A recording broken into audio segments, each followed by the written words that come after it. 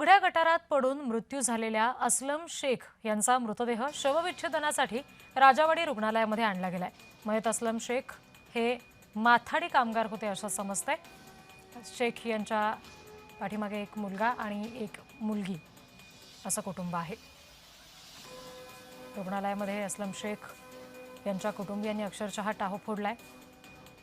राजावाडी रुग्णालयामध्ये त्यांचा मृतदेह आणला गेलेला आहे। ते माझे मोठे दीर होते, माझ्या नवऱ्याचे मोठे भाऊ आहेत ते, आणि ते रस्त्याने जात होते।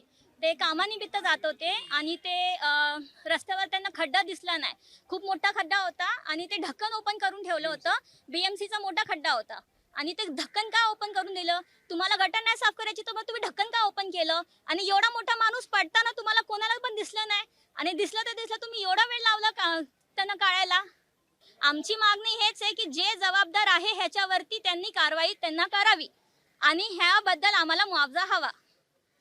ह्यांच्या घरची परिस्थिती चांगली नाहीये, ह्यांच्या मुलाला ह्यांच्या मुलीला काहीतरी मुआवजा त्यांनी मिळवून द्यावा।